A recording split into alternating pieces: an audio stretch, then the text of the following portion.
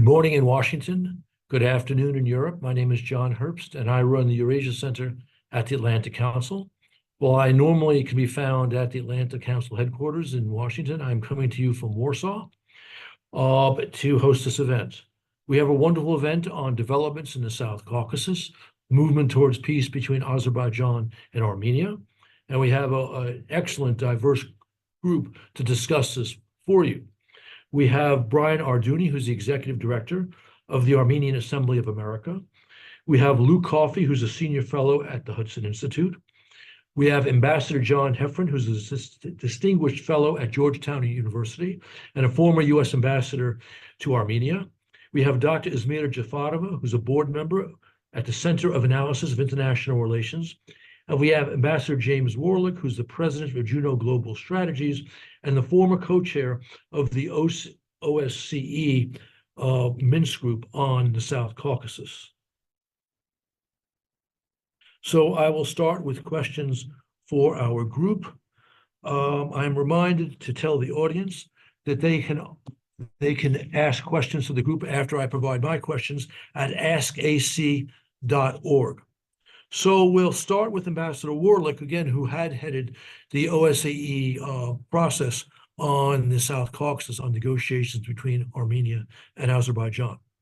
So, Ambassador Warlick, Armenia and Azerbaijan's negotiations have been continuing with relative success, despite some sticking points that seem to crop up periodically as the sides work through disagreements. How would you assess the negotiations and the prospects for a real sustainable peace? Thank you for having me on the panel. Well, this is a favorite parlor game, deciding when peace will actually take place and agreement will be signed. It does appear that we're coming close, but it's very difficult to know. We've seen this movie many times before. Other times we've come close, but have been unable to cross the finish line.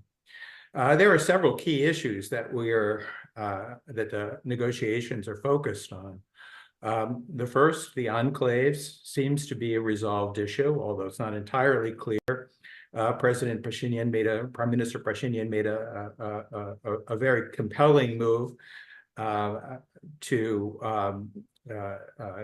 turn over the 4 enclaves that were under discussion.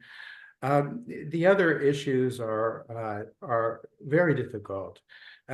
Demarcation would seem simple since the parties have agreed to look to the Soviet map as a starting point for the borders, but this is going to take a long time beyond the scope of this framework agreement, but we hope that they can find language.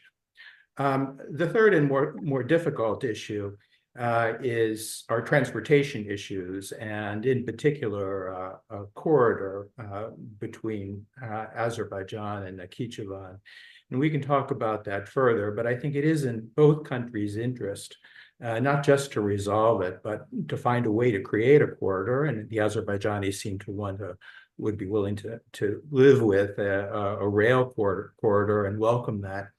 And frankly, Armenia should welcome such a border, which could open up borders and lead to further trade and communications.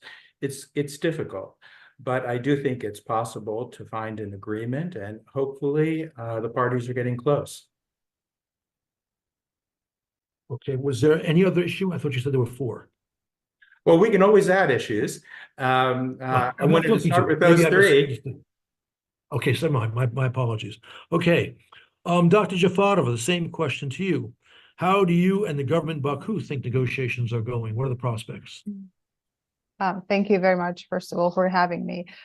Well, I want to join the optimism expressed by Ambassador Warlick about how the things evolving at the moment. And I believe that, and also the view from Azerbaijan is that there is a unique opportunity for rapprochement at the moment between the parties that has not really existed before. But I also tend to agree with Ambassador Warlick that we have seen this movie many times. However, the conditions here are slightly different because there are real progress that have been made on the couple of cluster of issues, and I want to highlight those issues if you allow me. First issue, it would be the political will and the political process that is happening between the parties. It's for the first time since like many years. Last December, 7th of December in 2023, there were an agreement signed between the parties that was forged bilaterally, and they made an announcement that they are ready to move forward with the peace process, and that there is a historic chance to achieve a peace treaty between the Armenia and Azerbaijan. And Armenia supported Azerbaijan's candidature for COP29, for hosting COP29, in response to Azerbaijan supporting Armenia's candidacy in the Eastern European Bureau of the COP Bureau membership. And then there was also the progress that was made in the demarcation and delimitation process, which is very important, because since May 24th, 2022, when the first meeting of the Demarcation and Delimitation Commission started, there have been 8 to 9 meetings that were held between the parties, but there wasn't really much success in that regard. But most of the success came after the meeting happened in April 19th and May 15th. And on April 19th, after the 8th meeting of the Delimitation Commission, Armenian side agreed to hand over 4 villages of Kazakh district to Azerbaijan peacefully. And some observers, I mean, not without any reasons, marked these as the first instance, first case where the lingering conflict between the two sides was really solved by peaceful means. I mean, of course, it generated different reactions within Armenia. We have seen protests and demonstrations happening after that, but that was really huge progress that happened between the two parties in the peace track.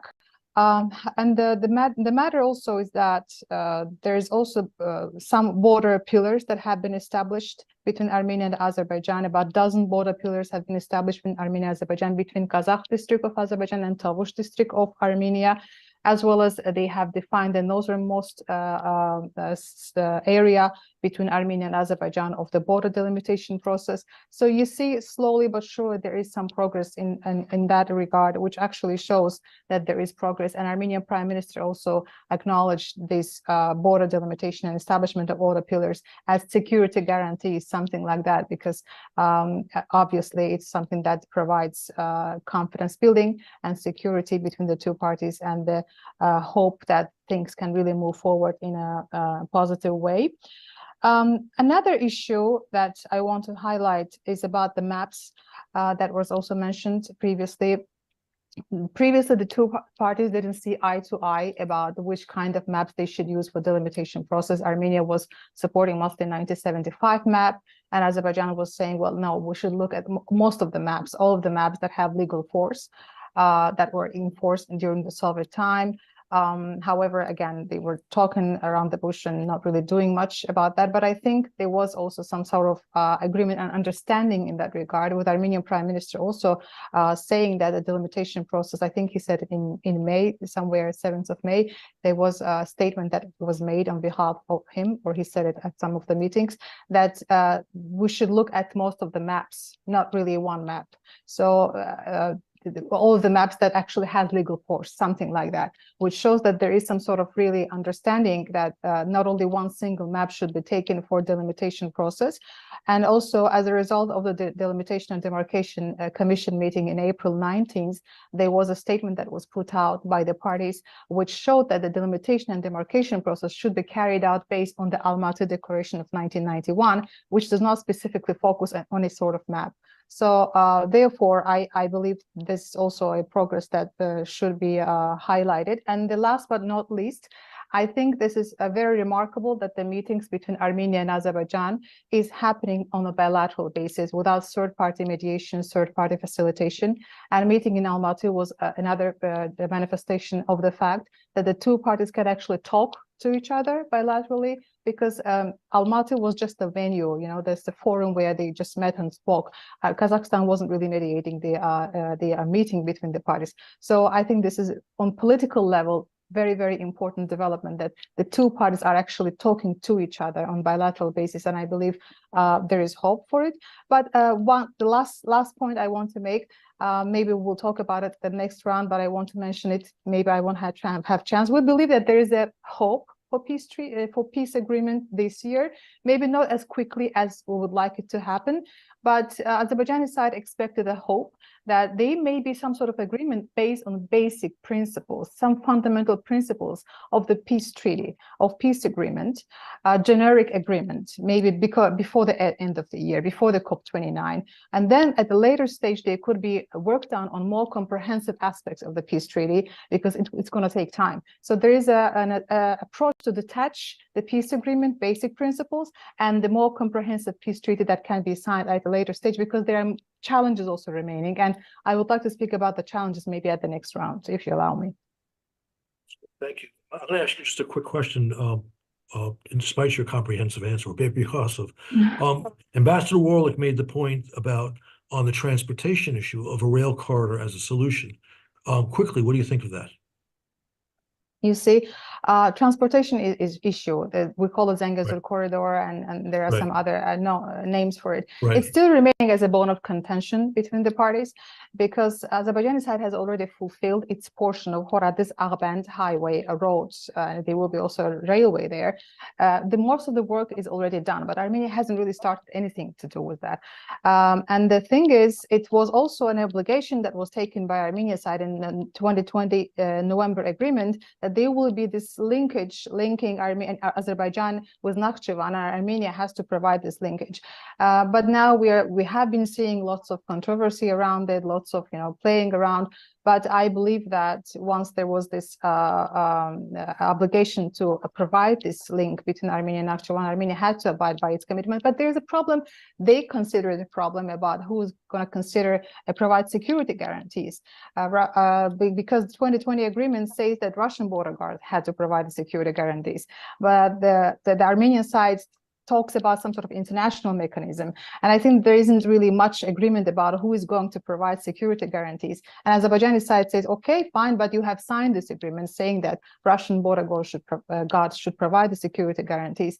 But I believe there is still much room to maneuver about that, and we're going to see much talk about it. But again, Armenian side has to come to terms with the fact that they have taken this obligation to provide this corridor, which they are not happy to go along with. The matter of customs also remaining as a, let's say, bone of contention in that regard, who is going to provide what kind of regimes they're going to be. So there are open issues. Again, I would like to speak more, but in the next round. Thank you. Okay, Mr. Arduni, also your view on the negotiations and the prospects for peace. Yes, hi. Thank you so much for having me today. Very much appreciate the opportunity.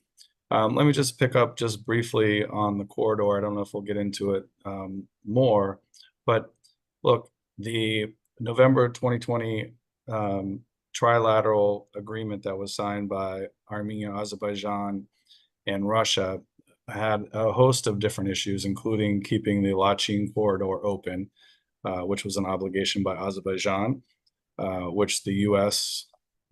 International courts urged Azerbaijan to keep open, as opposed to blockading under false pretenses and basically starving the Armenian population of Nagorno-Karabakh.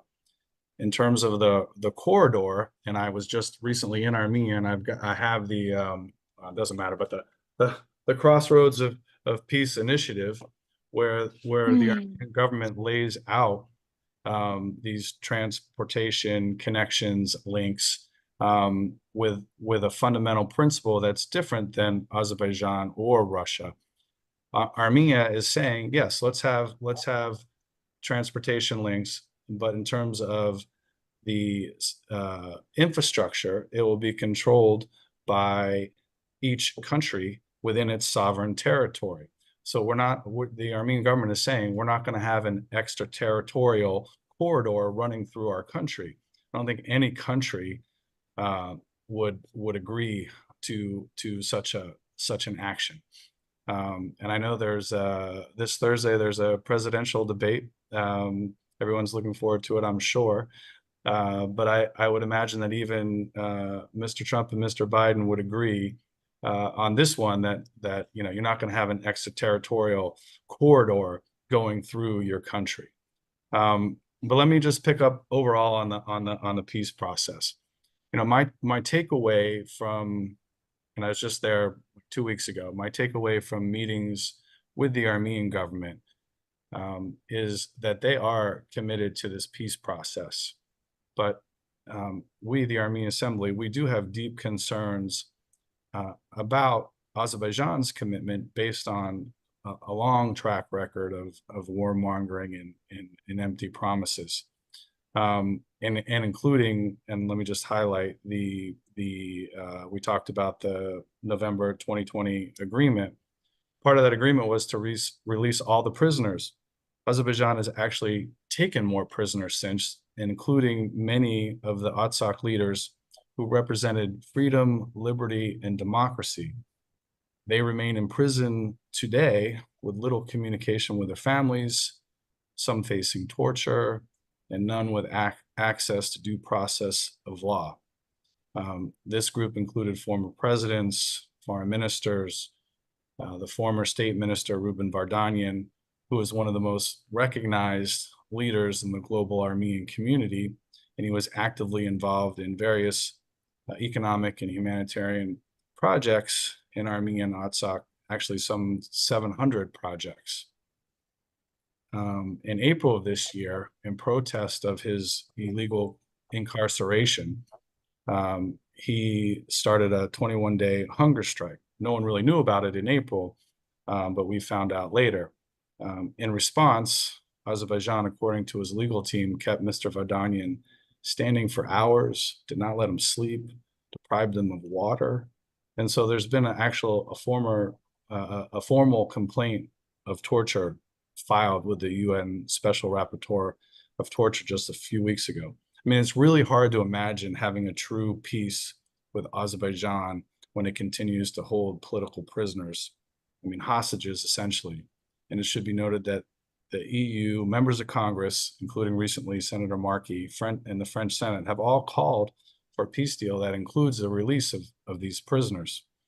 And I know our time is limited, so I'm not going to get into it all, but look, the State Department came out with their human rights report on Azerbaijan, and it highlighted a litany of significant human rights issues in Azerbaijan. And let me just, I'm not going to get into all of it, but essentially the report talks about unlawful and arbitrary killing, torture and cruel and inhumane and degrading treatment or punishment by members of the security forces, sometimes life-threatening prison conditions, arbitrary detention, serious problems with independence of judiciary, political prisoners and detainees, serious abuses in a conflict, including deliberate deprivation of items required by civilian population and denial of humanitarian access, serious restrictions of freedom of expression and media, and it goes on. So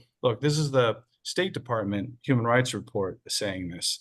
And so we remain deeply troubled, and we continue to urge the release of all the Armenian prisoners. And I'm sure we can pick up more on these issues. Okay, Dr. Jafarova, if you want to have a 2-minute chance to comment on this, you can give it to you, or you can use the top of your next intervention to address that. Your call.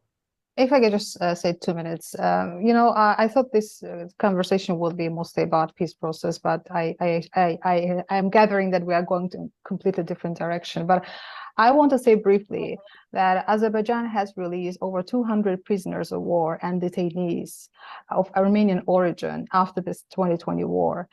And those that are currently detained are the criminals that are charged by the criminal activity under Azerbaijani constitution, including Vardanyan, who is a criminal who has been in a search list in Interpol, and he is financing terrorism. He has been organizing illegal activities within international recognized territories of Azerbaijan.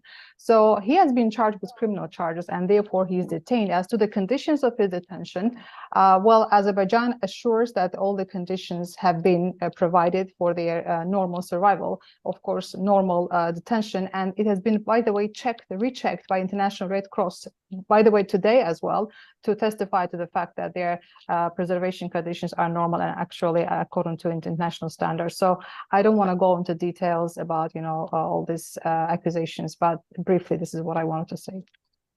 Thank you. We'll agree to disagree. Okay. Of course, I disagree too. So. Okay.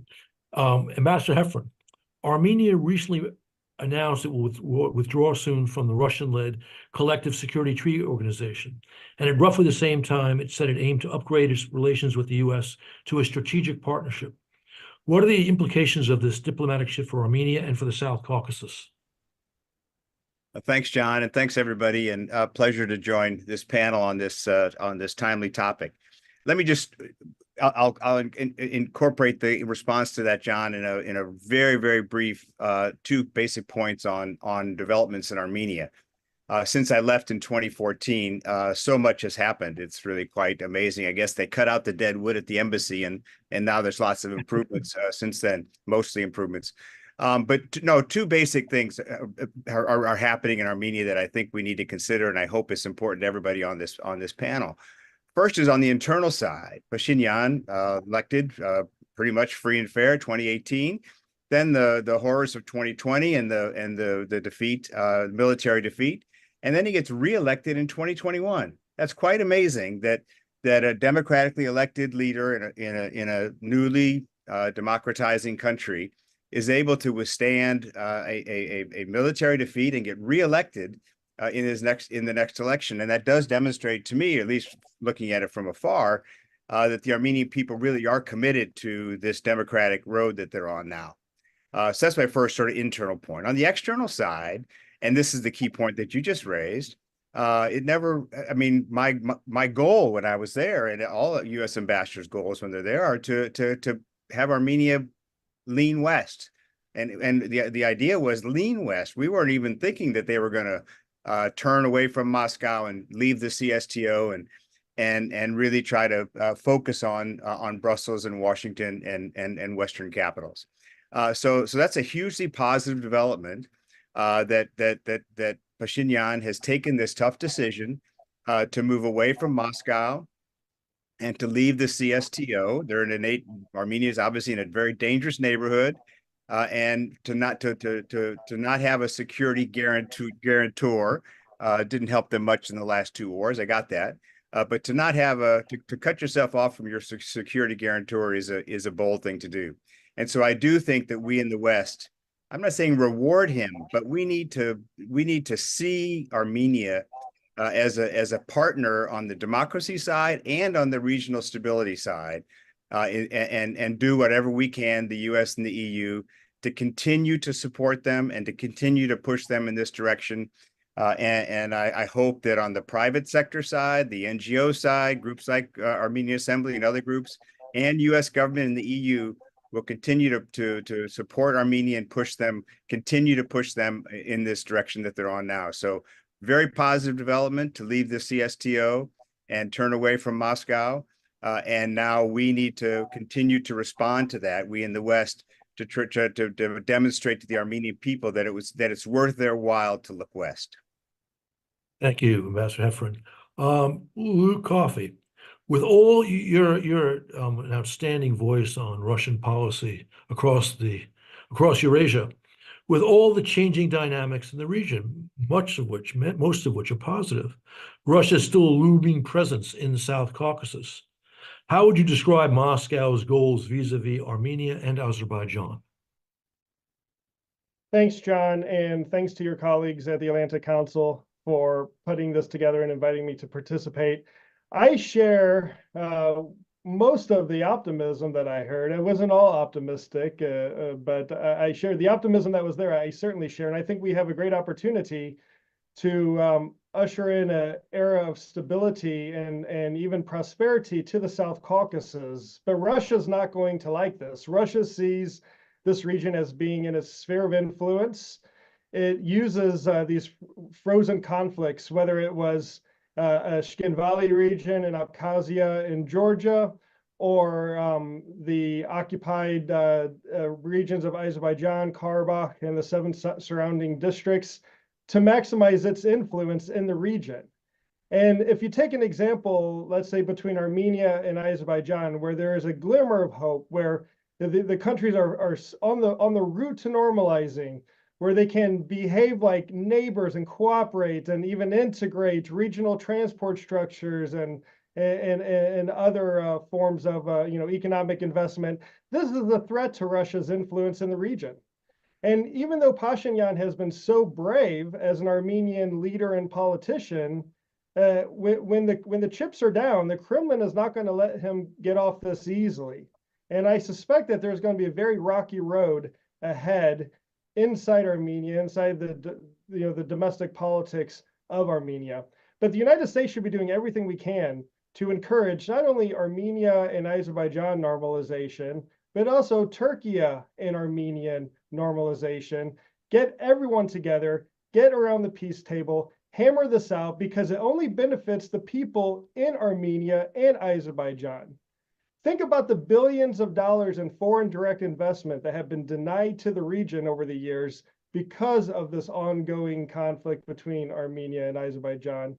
If you can solve this and then get Turkey involved, the economic potential, the transport potential, all of this is great. And at a time when the United States is trying to work with our European partners to find transport corridor and energy alternatives to Russia to the north or Iran to the south, this region, the South Caucasus, becomes even more important. So I would argue, John, in conclusion here, that because of Russia's difficulties in Ukraine, its influence is waning in the South Caucasus. It's not going to fall off a cliff, but it's certainly heading in a downward trajectory. And this offers opportunities for the U.S., our European partners, and the countries in the region, especially Armenia and Azerbaijan. That was great. Let me ask you a quick follow-up question. You're right. Putin's run into great problems in Ukraine, and hopefully they'll get greater. But what if he were to find 2,000 or 3,000 troops he would send Armenia's way in order to impose his will? Do you think that's a real, because we see the Kremlin fulminating against Pashinyan. Do you think that's a real possibility or just a highly unlikely scenario? Well, we shouldn't forget that, with all the positive talk and the positive recent developments resulting from the statements coming from Armenia about jettisoning the CSTO, looking more to the west, we shouldn't forget that as we sit here today speaking, Russia is still the security guarantor of Armenia. It still has several thousand soldiers inside Armenia. It still controls most of the international borders of Armenia. Armenia's airspace is integrated into the airspace of the Russian Federation in terms of its monitoring, security, and control. So I don't think it would be a matter of Russia having to send even more troops into Armenia. They already have a sizable amount there. But I think many of the Russian threats that could be directed at Armenia and at Pashinyan in particular will be of a hybrid nature. That's my prediction. Okay, thank you. Okay, Ambassador Warlick. Jim, you're a former U.S. co-chair of the OSCE Minsk Group. What role do you see for the U.S. in current negotiations in the South Caucasus? And before you answer, just let me say, I've been known to criticize the administration on policy towards Russia and Ukraine, but I think that both Jake Sullivan and Tony Blinken have been very, very positive forces in the negotiation process. Well, Luke gave some very compelling reasons why the United States should care about the South Caucasus, and I agree with all of them. It is encouraging. We just saw Assistant Secretary Brian O'Brien in the region. An important telephone call took place between our Secretary of State and President Aliyev, and presumably he pushed very hard for a peace treaty. U.S. engagement is vitally important, but honestly, we have a lot going on domestically as well as internationally, and it's unclear to the extent that we are willing to be engaged in the future. I'd also add that these issues are extremely complicated. I do think that we can be an honest broker on many of them. I think that the European Union, European Council, others are unacceptable mediators between Armenia and Azerbaijan. But there may come a time when we want to be more actively engaged on issues that they can't solve bilaterally. So it is important. In addition to all that the United States has on its plate, we honestly, at a senior level, do not have a deep bench on the South Caucasus. And are our senior policymakers prepared to be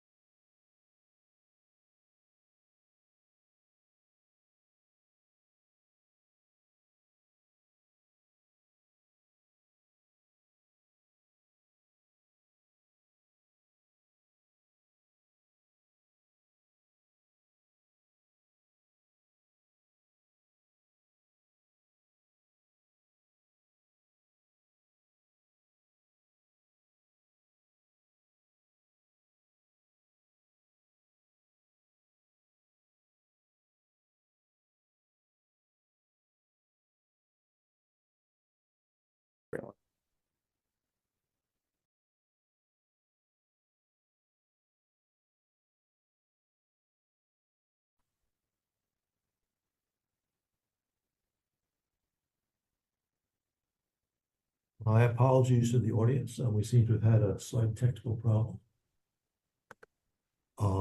But I'm glad to see that at least I'm back on board. Waiting for the others to also appear. Aha, good. So, Jim, I think you were speaking. Right. I was saying that the United States has a lot of issues on its plate, and domestically and internationally. And there's a question of to what extent we can be effective mediators at this time as difficult issues come up. I'm also pleased to see that there's a congressional delegation, and a large one, headed out to Armenia. So to the extent that the legislative branch can also stay involved, that will be an important factor in, I hope, working positively through the issues that will come up. Thank you. Dr. Jafarova, you've already described, I think, in some detail, the current issues that remain. So just a bottom line assessment. All of it seems like the question of territory has been resolved, at least in principle. You talked about trying to have an agreement in principle by the end of this year. What would need to be done to get that agreement in principle by the end of this year, within the follow-up peace treaty next year? Well, I mentioned that there are prospects which are looking up, but there are also challenges, and we have to speak about them. And one of the first challenges is that there is a constitutional issue in regard to Armenia's constitution, because the constitution of Armenian Republic contains territorial claim against Azerbaijan, and it recognizes Karabakh as part of Armenia.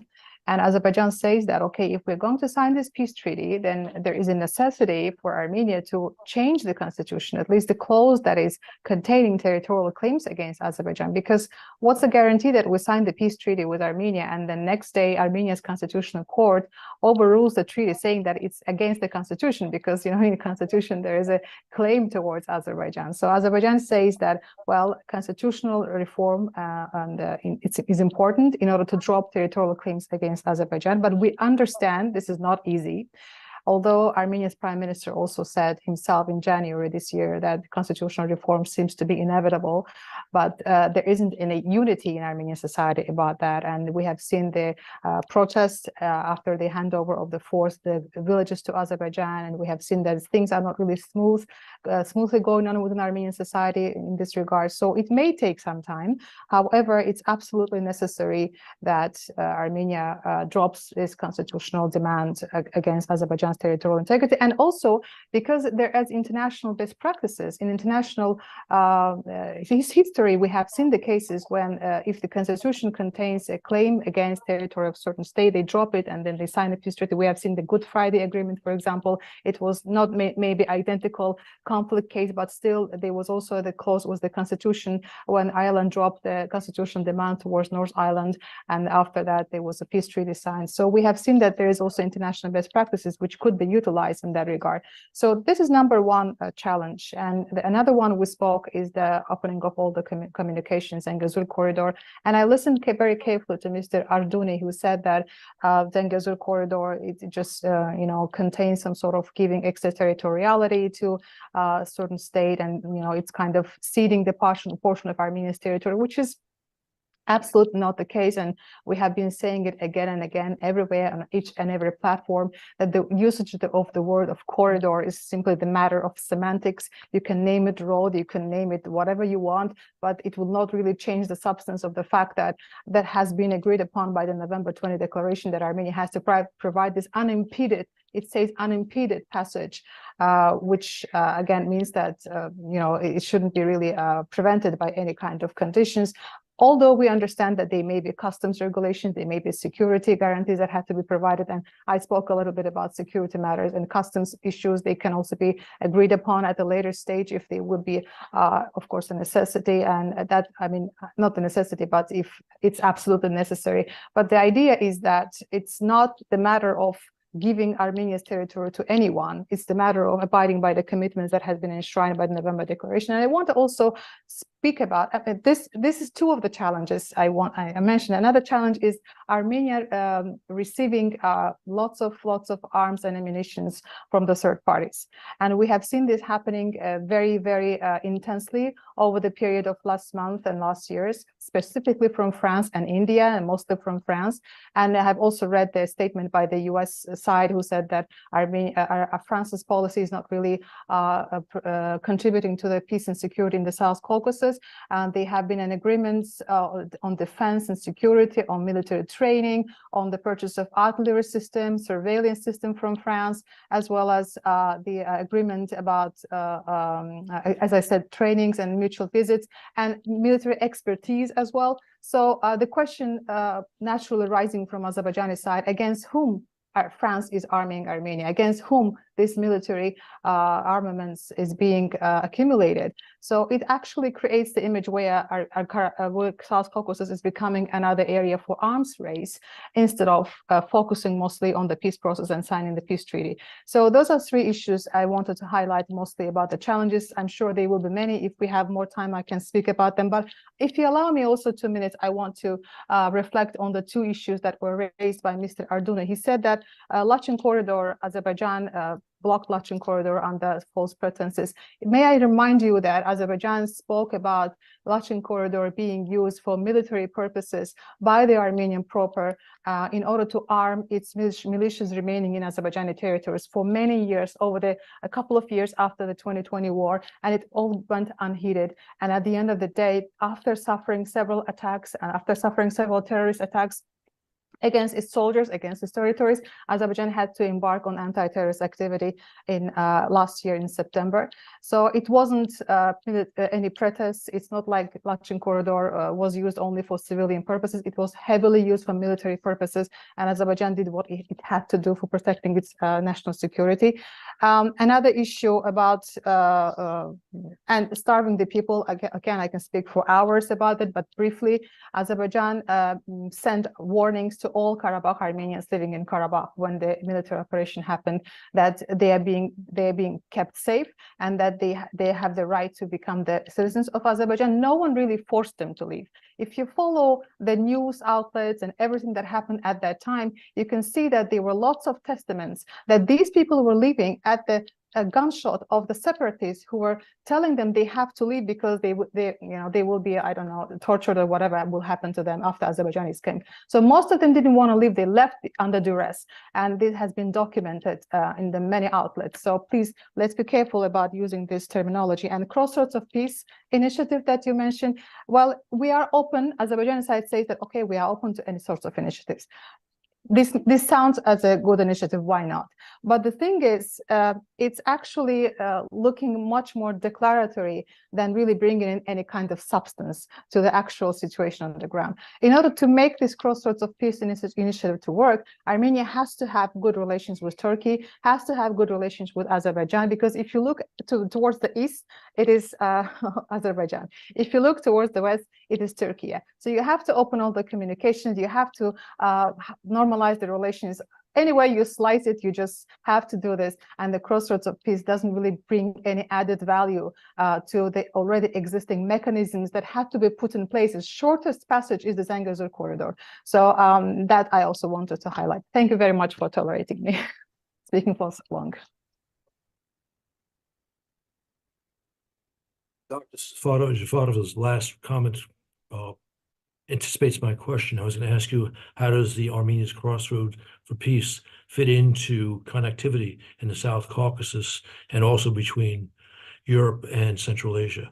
But I imagine you'll also want to respond to some other comments, so please.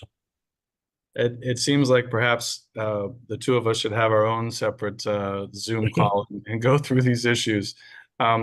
Look, briefly, in terms of the Azerbaijani demands about Armenia changing its constitution based on the Declaration of Independence that they put forward back in 1990.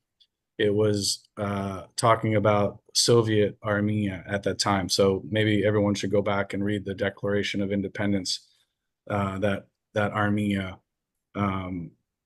put forward back in 1990. That's number one, in terms of sort of Azerbaijan continuing to change the goalposts. Or, now we have to have this corridor. If you look at the November 2020 agreement, the Article 9 says all economic and transport links in the region shall be unblocked, and that Armenia shall guarantee the safety and transport communications.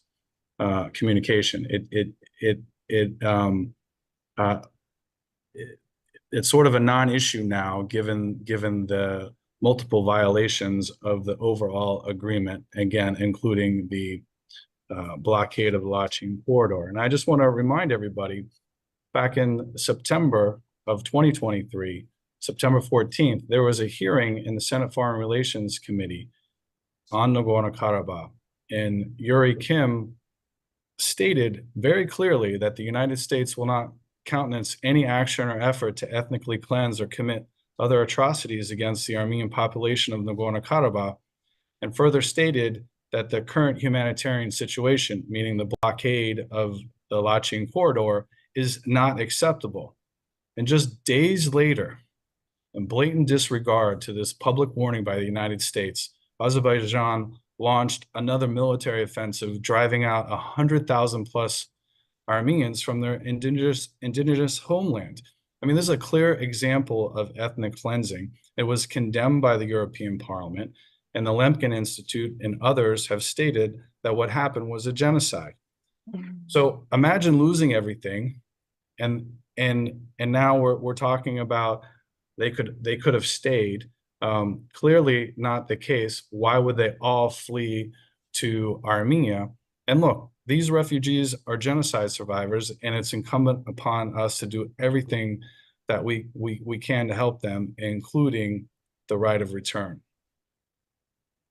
Now you talked about the Crossroads initiative. Look, I mean, again, we have other speakers and there's other questions coming, but Look, this demonstrates Armenia's commitment to a path forward, and it also shows how Armenia can be a hub for transportation and regional links. So I think it's very important in terms of what Armenia is trying to put forward, and we can see that between whether it's the dictatorship of Azerbaijan or Turkey, they're not met with receptivity. So this is a challenge for the United States to really lean in more and do what we can to help the Armenian people. Okay, thank you. We have only 14 minutes left, and I have to go 2 more questions for our panelists, so let's try and quickly get through them.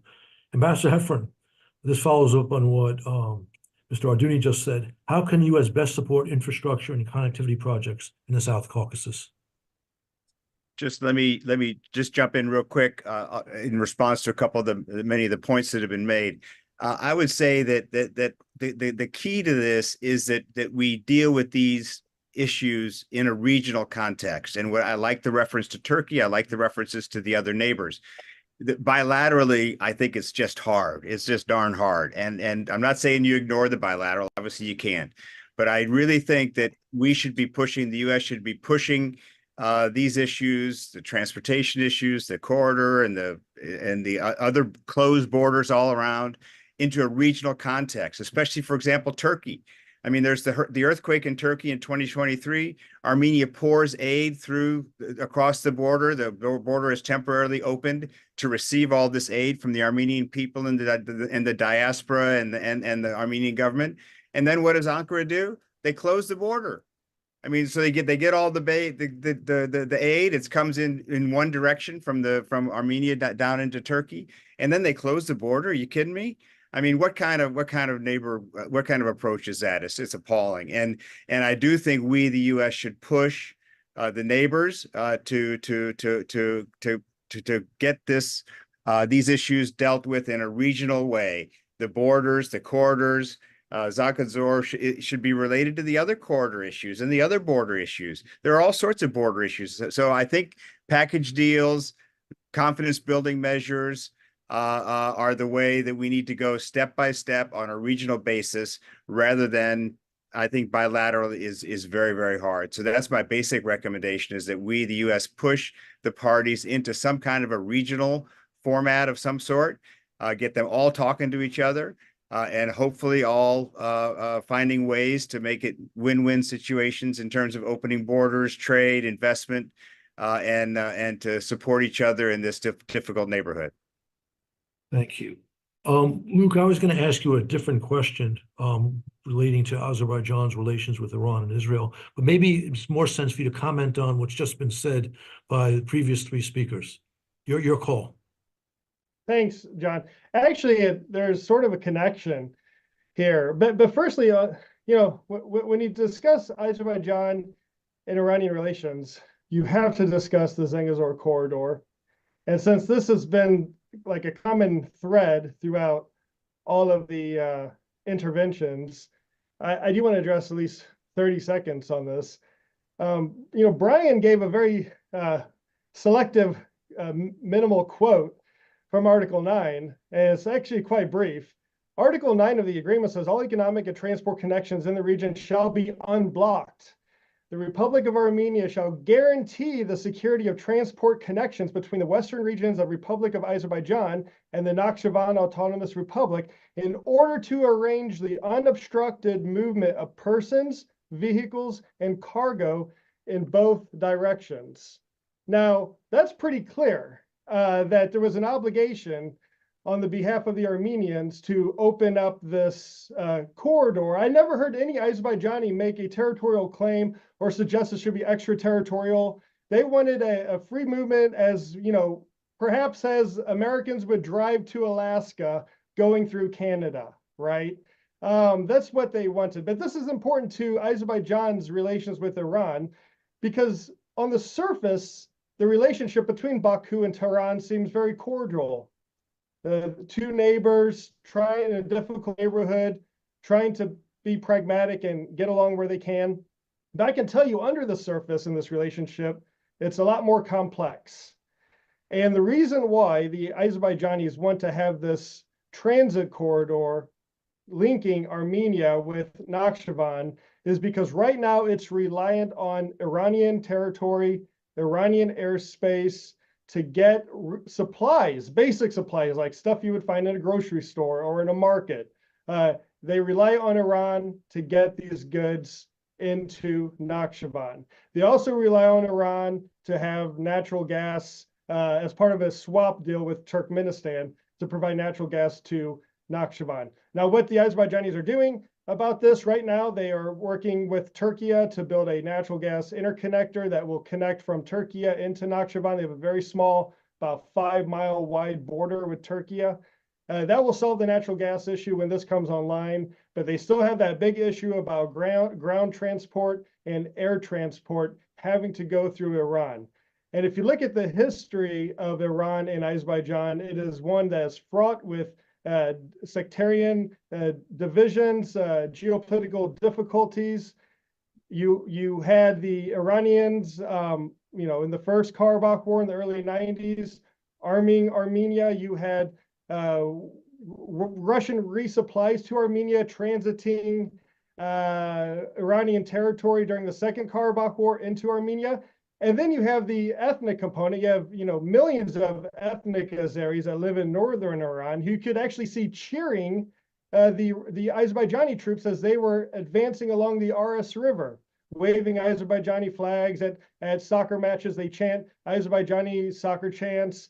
So it's a very complex relationship between the two. And I have no doubt that Baku wants to have a cordial relationship with Tehran, but they don't want to be reliant or dependent on the Iranians when it comes to Nakhchivan.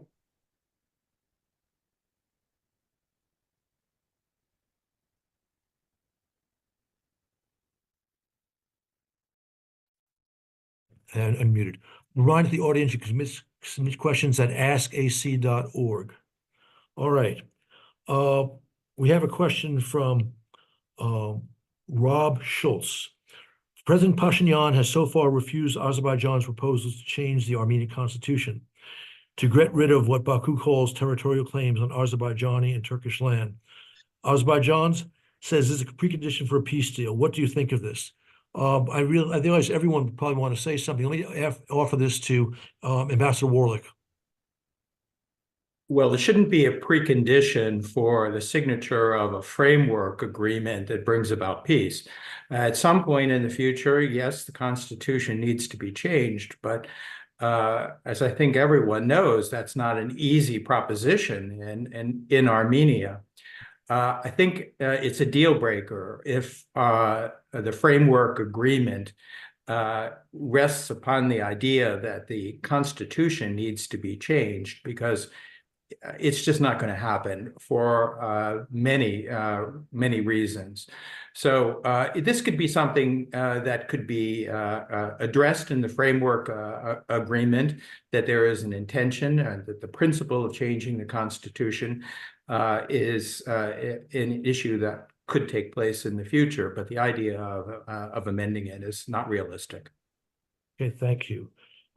Question here. And actually anonymous question for Dr. Jafarova. The so-called Zengezur corridor would run very close to Armenia and Azerbaijan's borders with Iran. At the same time, Russia, Iran, and Azerbaijan are talking about a separate north-south corridor. Does Ms. Jafarova worry about Azerbaijan becoming a hub for sanctions evasion? I think the two issues are not really interrelated, because Zengezur corridor is something that is being spoken about in the aftermath of the Second Karabakh War, and that has to connect Azerbaijan, Nakhchivan, Armenia, greater neighborhood. North-south corridor, it has been there for quite some time as the east-west corridor. It's just not really, the name corridor here does not really reflect, any specific organism or body, whatever. It's just a transit route from which the transportation is taking place. What concerns the sanctions evasion, I don't really see the connection, because North-South corridor and East-South corridor, there has been there. The two corridors, so-called corridors, have been there as a matter of transaction between the nations among the two big regions. So I do not think that we have to, speak about these transportation routes in terms of sanction evasion. And Azerbaijan hasn't really been cited in any way in terms of sanction evasion when it comes to Russian Federation. So I think there is a disconnect in the question there. So the question is no. Answer is no. Thank you. Okay, we have a question from Albert Lee of Korea Pro. I think this is for you, Mr. Ardouni. The ceasefire that ended the 2020 war resulted in protests in Armenia against Pashinyan's government, but his party, as you pointed out, was able to win the snap elections that followed. How does Armenian society view the moves towards a peace agreement and the exit from the CSTO, and what is the likelihood that they may empower more revanchist elements in Armenian politics? Thanks for the question, and I think it was Ambassador Heffron that talked about Pashinyan winning re-election at that time. But let me just say a couple things. One, look, Armenia is a fledgling democracy that, there's going to be discourse in the country, just like there's discourse in the United States. And I think that's a great thing for democracy. I think in terms of where the peace process is headed, again, we've said it. We've got concerns for a variety of reasons, including the fact that Azerbaijan is occupying 200 square meters of sovereign Armenia right now. No one seems to talk about that. We're worried about what's in a Declaration of Independence with Soviet times. So I think at the end of the day, look, my point is that if you look at what the Biden administration has talked about, he's talked about defending democracies against autocracies, and that's a pillar of his foreign policy. And Armenia is a textbook example of that. And so you see that there's an opportunity for the U.S. to do so much more, whether it's providing more humanitarian relief, whether it's helping Armenia with security assistance, and also, quite frankly, the imposition of sanctions against Azerbaijan for its human rights abuses. So, I mean, there's a lot of issues still to work through. I appreciate the candor of the conversation and the optimism, and let's keep this conversation going. Okay, thank you. I think our last question will go to Luke. What could be the specific contributions of partners like, this is an interesting grouping, the US, Turkey, Russia, and France to making peace in the South Caucasus? And this is from Mamadou, forgive me if I mispronounce your last name, Nidaye, who's the Counselor of Foreign Affairs at the Ministry of African Integration and Foreign Affairs in Senegal. Luke? Firstly, I love it that this issue is getting the attention of our African partners and friends. Look, what the gentleman posed was actually the co-chairs of the Minsk group. So I think for many reasons that is at this point dead in the water. If there's genuine peace between the Armenians and the Azerbaijanis, it will be because the Armenians and Azerbaijanis know that their future is best when working together and finding a peaceful resolution to their current issues. We can play a role in the West. Russia will have a role to play, whether we like it or not. Of course it will. France will have a role to play because of its close relationship with Armenia. The United States will have a role to play. Turkey will have a role to play. But we need to enable the two countries to find that platform for peace. We need to encourage it in any way we can. We should probably manage our expectations. We should probably acknowledge the limitations in our own ability to get these two countries to a negotiated, normalized settlement. but that doesn't mean we sit by and do nothing at all. So we each have a role to play, but ultimately peace will be found between these two countries, not come from the outside, but it'll come from within. Thank you for that. Everyone except you, Ambassador Heffernan, had a chance to say something in response to questions. You have 60 seconds if there's anything you want to add to close us out. Just again to repeat, I do think the U.S. role is important, and a regional effort to push these countries and neighboring countries to open borders and to open corridors and to trade and invest and to help each other out will make this one of the most prosperous regions in the world, as it should be. Actually, Ambassador Warlick, I forgot you too. Also, 30 seconds. No, you didn't forget me. But I would add one more issue to this that needs to be discussed, of course, at another time, and that is the ability for Armenians whose historic home is Nagorno-Karabakh, that they do have the ability to return to their homeland. That's not an easy issue for Azerbaijan, and many Armenians will simply reject that as being too dangerous. But I think a goal in this process, and this has to do with open borders as well, is there should be a right of return for those Armenians, and the government of Azerbaijan should provide security and protection for those who do return.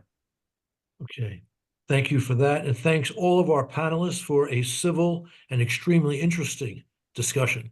And thank you to the audience, and we'll be doing more on the South Caucasus in the months to come. Thank you.